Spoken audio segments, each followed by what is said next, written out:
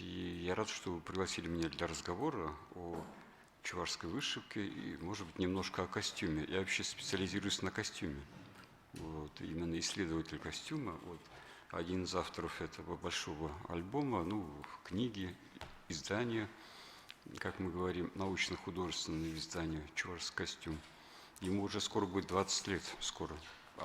Книга не теряет актуальности, и никто больше не сможет ее повторить в таком виде, как мы ее сделали. Было такое время, когда в музеи пускали свободно, фотографировали на живых моделях, и были деньги от «Газпрома», и был человек, который душой болел за чувашский костюм и вообще чувашскую историю. Это Василий Васильевич Николаев. Он был заместителем Черномырдина, того самого известного Василия Степановича. И мы работали фактически в городе Оренбурге, на родине Черномырдина. Это было очень интересно.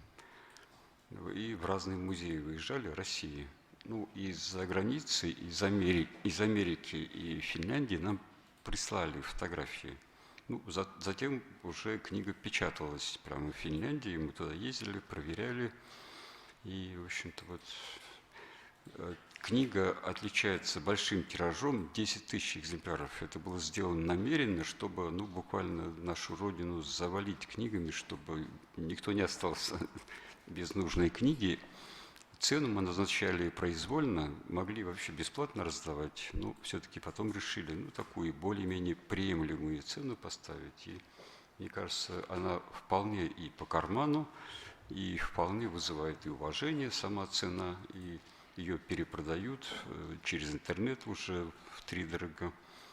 Она и сейчас является настольной книгой многих мастеров, исследователей, студентов, педагогов, художников. Практически у всех, кого я знаю, книга лежит на столе или на полке. Это о книге «Чувашский костюм».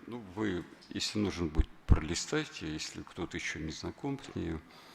Но это еще не все, что я хотел сделать, и, надеюсь, еще будет монография на тему «Чувашский костюм». Монография – это научное издание, где даются не только фотографии, но и чертежи, выкройки кроя, какие-то практические советы, возможно.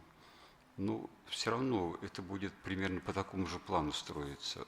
Задача наших исследований была долгое время показать разнообразие чувашского костюма.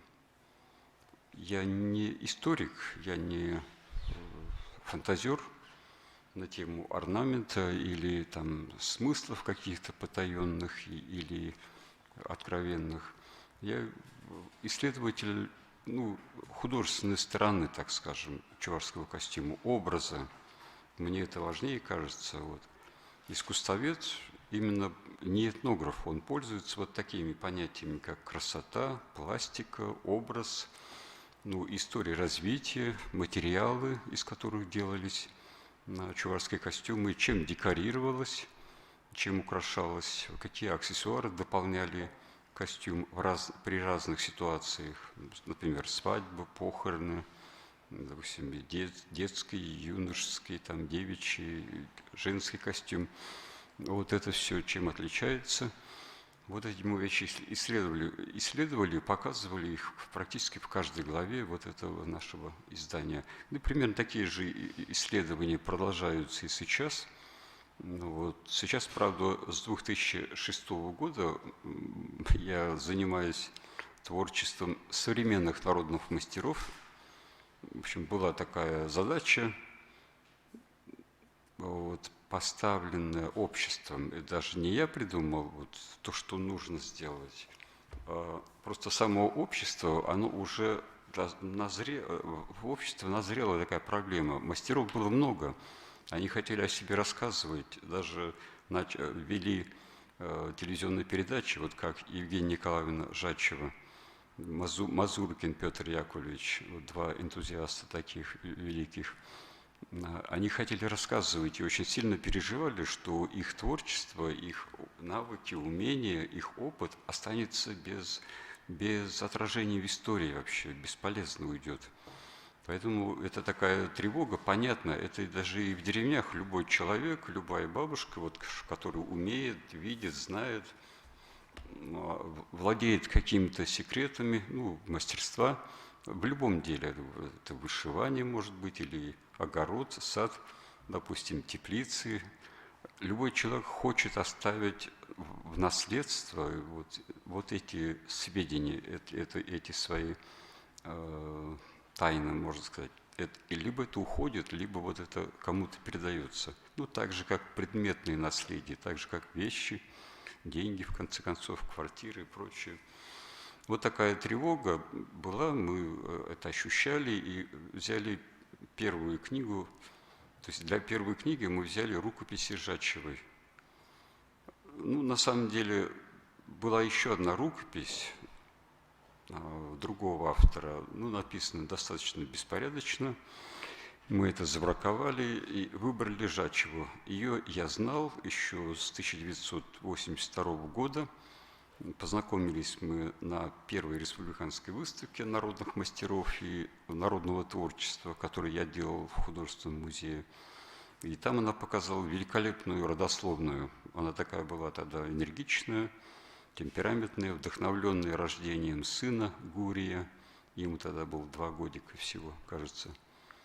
И вот это родословное, конечно, меня поразило. Это было такое необычное откровение, необычная для наших мастеров вещь. И по масштабу тоже она была великолепная. К сожалению, здесь у меня нет этой фотографии. Да и в самой книге, в книге там другой вариант. Вот первый вариант мне больше нравится. Он такой очень, очень мощный, энергичный очень. Эта работа хранится сейчас в фондах художественного музея. Мы тогда после выставки закупили ее. Вот. А в 2006 году мы выбрали рукопись Жачевой. Ну, рукопись, это очень мягко было сказано, это был набор как бы разнообразных материалов. Что-то в тетради, что-то уже было опубликовано на русском, на чувашском языках. И пришлось все это в одно целое свести, что-то еще дописать, потому что сам мастер, он не мог как бы о себе писать. То есть мы делали книгу как бы от ее имени. Ну, так как она не могла о себе писать, ну, похвалить себя это очень сложно, тем более сама Евгения Николаевна, она человек скромный была, и поэтому нам приходилось какие-то формулировки изобретать, чтобы и написать ее биографию, ее творческий путь, и в то же время, ну, чтобы это не читалось странно. То есть здесь вот живые советы как бы и мастерицы, и ее родословной, вот истории, связанные с родословной. Мне кажется, это очень интересно было такой контекст показать, как она развивалась как человек, как мастер, и чего добилась она, и что хочет оставить нам общество. Ну, в итоге так и получилось, что ее наследие, оно, несомненно, конечно, очень значительно, вещи великолепные, ее деятельность такая энергичная, она и как общественный деятель, и как педагог, конечно, прикладывала много сил, я могу сказать. И в то же время у нее, она такая была очень коммуникабельная, вот это и помогало ей именно и в продвижении вот, своих взглядов, вот эту убежденность в том, что это нужно, это дело, изучение вышивки, изучение швов, вот эти проблемы швов ее всегда волновало. Ну, сами знаете, вы наверняка встречались с нею. Вот. И проблема обучения вот молодого поколения, буквально с детского садика, со школ. Она прикладывала свои силы, усилия в 2 школах. Это в своей родной деревне Тюнзура, Цивильского района, и в одной из школ города Чебоксар. Ну, вы, наверное, тоже это знаете. Вот фотографии, которые здесь находятся, частично они как раз сделаны и в средней школе в Чебоксарах. Здесь снимались ее ученицы, то есть ученики и ученицы. Ну, допустим, вот это Это в городе, в городской школе девочка была, восьмиклассница, по-моему. Прямо в классе мы снимали. И ряд фотографий сделан было как раз в Цивильском районе, на фоне прекрасных пейзажей вот этих мест, такого простора, и на фоне романтичных лесных таких опушек. Вот это среди берез девчушки, тоже школьницы уже, по-моему, там средняя школа в Тюнзерах, такая хорошая, аккуратная. Все костюмы Евгения Николаевны, да? Да, это все, конечно, да. Она, конечно, да, занималась не только вышиванием, но и изготовлением костюмов. Но это логично, потому что вышивка и в старину, в традиционная вышивка, она всегда была связана с костюмом. У нас, у чувашей, не было вот так называемых плоскостных вещей. Вот просто салфетки, полотенца, покрывала, дорожки, разные скатерти. Они появились только уже в 20 веке, когда стали работать артели и фабрики по вышиванию. Вот. Ну, таким образом, вот эта книга, она легла в основу целой серии изданий о народных мастерах. Мы назвали ее, ну, в названии обязательно здесь имя мастера в каждой книге, ну, почти в каждой, да. И обязательно указан один вид народного творчества – вышивка. Следующая книга у нас была «Чувашское ткачество», написана полностью знаменитой, наверное, известной вам тоже Валентиной Алексеевной Минеевой.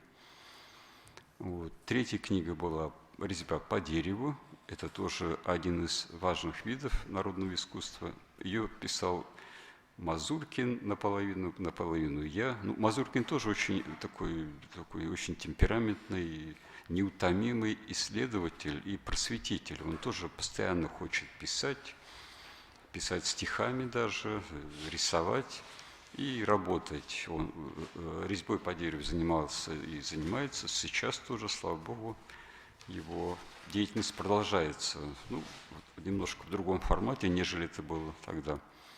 Ну, это, конечно, немножко не тема, может быть, нашего занятия, но вот книга Мазуркина тоже она сделана по тому же принципу, в той же стилистике дизайн сделан. Вот. Вещи показаны, здесь фотографии его дома, его семьи, его произведений. Ну, вот эту фотографию, например, его знаменитого резного украшенного дома мы сделали уже ночью, подсветив фонарями, и дом как будто бы в огне, прямо такой немножко зловещий характер.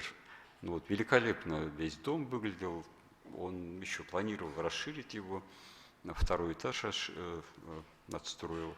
Ну, фотография оказалась пророческой, вот вскоре после выхода книги дом сгорел. И осталось вообще ничего страшного. Я смотрел, я там не был потом, после пожара, но смотрел фильм, который был снят нашим режиссером, автором Мариной Корягиной. Вот как раз, и там были остатки дома, страшное кино. Вот, ну еще вот ряд изданий, вот можно вот я возьму, извините, можно подайте. Это ряд изданий уже последних лет, под таким названием «Узор, цвет, символика» вышло уже 2 издания. Вот. Но мне нравится вот эта обложка с этой девушкой. Здесь очерки о разных народных мастерах. Такие не очерки, а как бы изобразительные зарисовки. Вот каждому мастеру мы давали разворот, показывали его фотографию и его изделия. Ну, это не описание изделия, а просто как бы фиксации, кто что делает, какой вклад привносит в развитие народного искусства Чувашии, современное. Выбор мастеров, выбор авторов, которые здесь представлены, это мой субъективный, может быть, не всегда, ну, как сказать, точный, и, может быть, даже можно было без кого-то обойтись, но я делал корректировки, вот в этот же альбом допустим, второе издание. Я уже включил других авторов, и некоторых исключил, наоборот. То есть это мой конкретный выбор, и это авторская позиция моя. Вот, авторы при этом ничего не платят, конечно, и мы их просто публикуем ради того, чтобы вот собрать такую красивую, великолепную книгу. Но это даже не столько книга, сколько альбом. Здесь все-таки больше изобразительного материала, без особых больших анализов, ну, с одной вступительной статьей и небольшими текстами в каждой главе по видам искусства. Вот примерно так. Ну, мы всегда базируемся, конечно, на том, что сделали наши учителя. Я одним из таких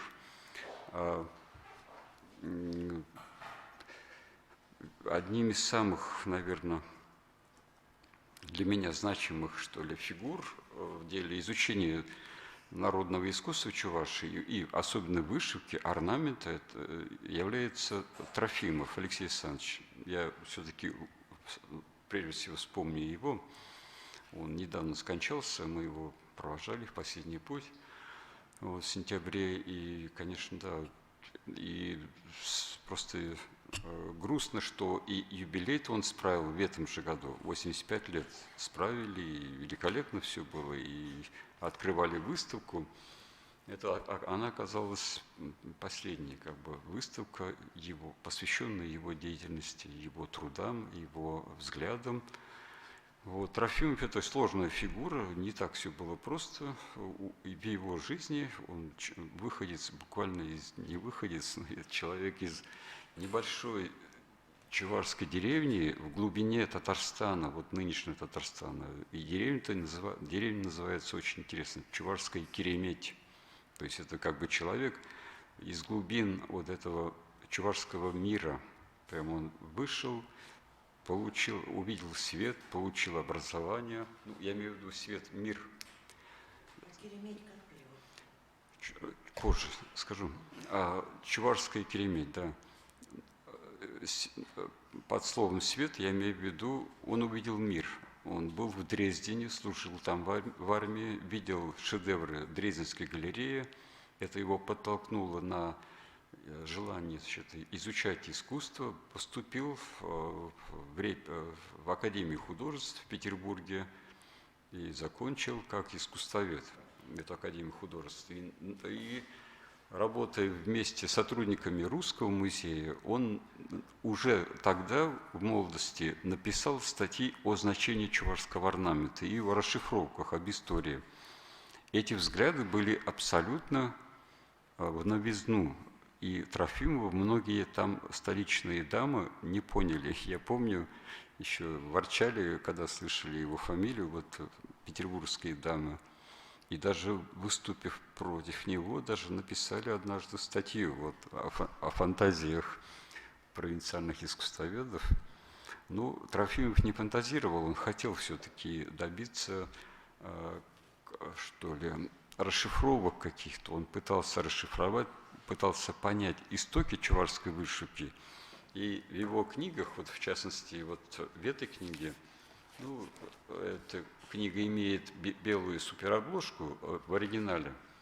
Она называется «Орнамент чувашской народной вышивки». Мы ее читали еще студентами. Честно говоря, сложная книга для нашего понимания была, но все равно она очень вдохновляла. И мы пытались и расшифровывать тоже смыслы научных строк Трофимова, и копировали какие-то узоры. Ну, вот эта книга все-таки собрала все, что у него было в диссертации, все его взгляды по происхождению чувашской вышивки. Очень много здесь иллюстраций, очень много исследований истоков от тех или иных видов орнамента, костюма. О смысле костюма пишет здесь, о связи костюма и орнаментальных мотивов с представлениями чувашей и других народов, живущих рядом с нами. Поскольку чуваши – это не изолированная культура, а мы часть большой этнической культуры, ну, так скажем, Средней России. Много у нас очень общего со славянской культурой, вот с тем, что называют славянской культурой. Ну, на самом деле нет такой нации славяне.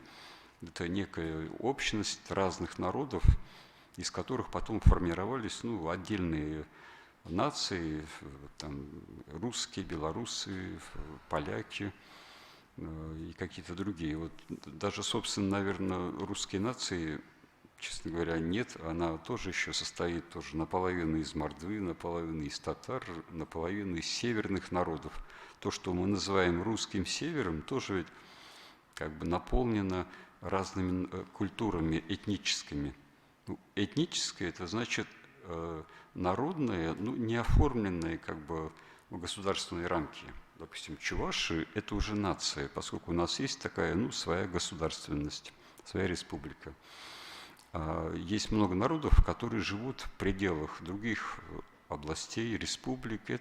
Там разные этнические культуры. Ну, на севере, например, это вепсы, карелы.